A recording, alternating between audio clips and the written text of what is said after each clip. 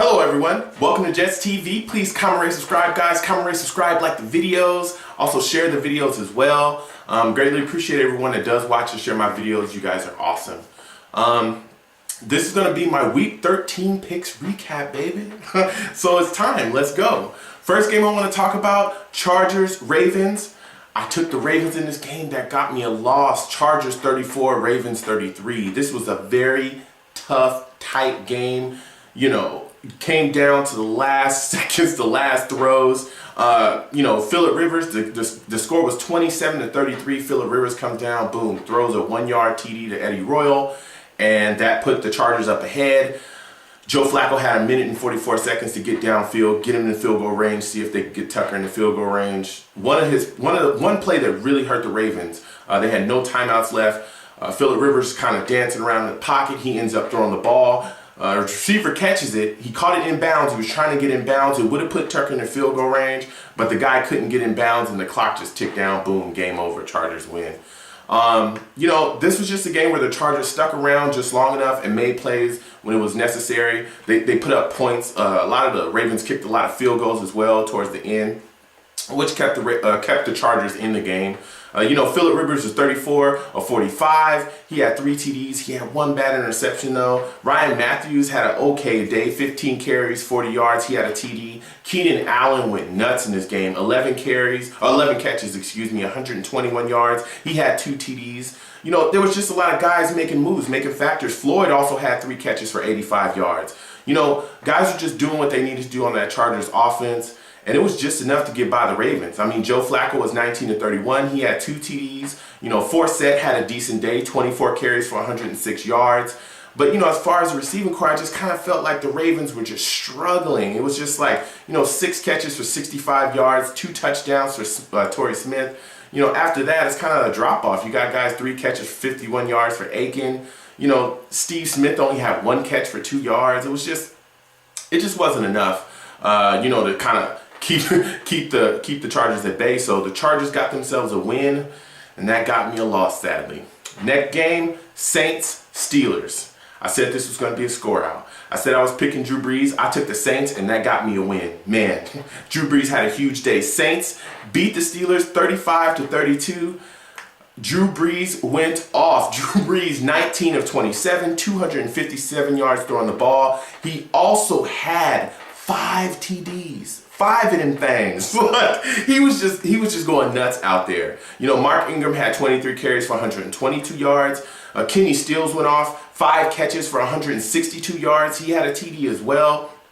But, again, the Steelers are a historic franchise. Ben Roethlisberger, that whole team over there, Mike Tomlin, they know how to stay in games. They can make adjustments too. It's not like their offense is trash.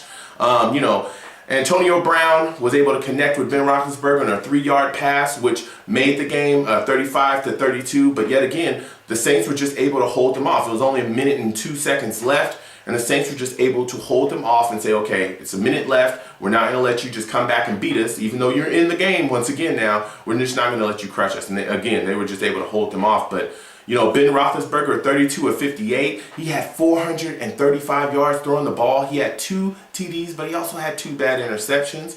Le'Veon Bell had 21 carries, 95 yards. He had a TD. He also had 8 catches for 159 yards just receiving. It was crazy. Le'Veon Bell had a day. It's sad that it came in a loss, but he had a day.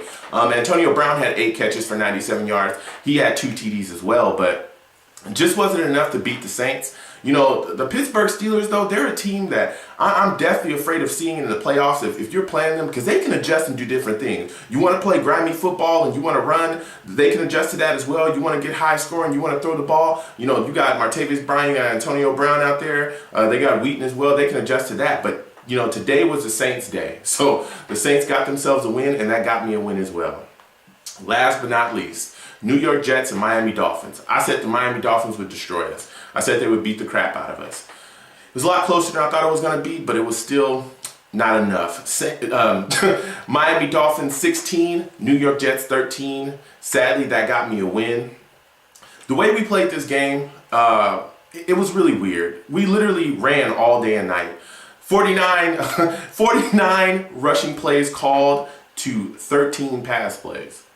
It was just a game where it seemed like Rex Ryan, Marty Mornhinweg literally did not want to put the ball in Geno's hands. They didn't want him to have anything to do with this game. Clearly when you run like that, you're going to have decent days. Early in the game, yes, we were dominating them as far as running the ball. We were just lining up, we were running at them, we were punching them in the mouth. Chris Johnson had 17 carries for 105 yards. Chris Ivory had 16 carries for 62 yards. Even Jeremy Curley got in on the day. He had 2 carries for 38 yards. These were just big time running plays. We're just going to run all over you. We're just going to run all over you. But the problem was when we got in the 3rd and long, we were still handing the ball off. And when we weren't handing the ball off and we gave Geno the ball, there were some errant throws. He missed Percy Harvin on a wide open, out route where he could have took that for a touchdown. It was just bad football. It was bad football. Because after the half, when we came out after the half, we didn't make any adjustments. We literally kept running the same plays. We kept doing the same exact stuff all day and night. It just didn't make any sense. So at that point, the Dolphins said, look, we're just going to stack the box. I mean, Geno was only 7 for 13. He only had 65 yards, and he had an interception as well, which came late. But after the half came, they pretty much stacked 9 in the box, had one more guy than we could block, and they just shut down our run plays, pretty much. That's exactly what they did. I mean, Ryan Tannehill was 25 or 35. He only had 235 yards throwing the ball, and he had an interception. Lamar Miller, 13 carries for 56 yards, and he had a touchdown. It wasn't like it was a huge, you could tell by the score, it wasn't a huge day from them. It wasn't like they were just, dominating. They really only beat us by a field goal. Caleb Sturgis, had a 26-yard field goal, which ended the game for us, 13-16. There was 3 minutes and 45 seconds left, and we just could not get downfield to get a score. That's when, hey, you can't run all day, you got to throw the ball. Put the ball in Geno's hands, it comes down, throws an interception, trying to get the ball to Jeff Cumberland, who bobbled it. It's just a game where, these rumors and things that you hear about our dysfunction in our locker room, about how Rex Ryan didn't want Geno starting, and it was pretty much shadowed on him by John Idzik. This was kind of a game of defiance. That's what I saw, was just absolute defiance from Rex Ryan and Marty Mornhinweg, saying, okay, you want us to start this guy, then we'll just run the ball all night, and that's all we'll do.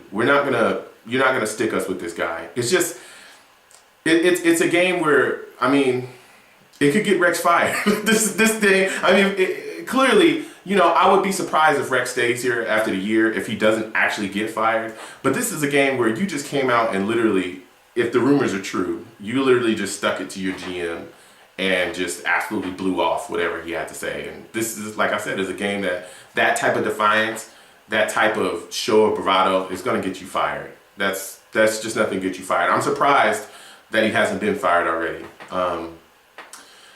So with that said, what can you say, the way the Jets are looking, So with that said, thank you guys for watching. It just sucks to see my team play this way, but go Jets, go Jets, go Jets. Please stay tuned for my next Week 14 picks video. Thank you guys for watching.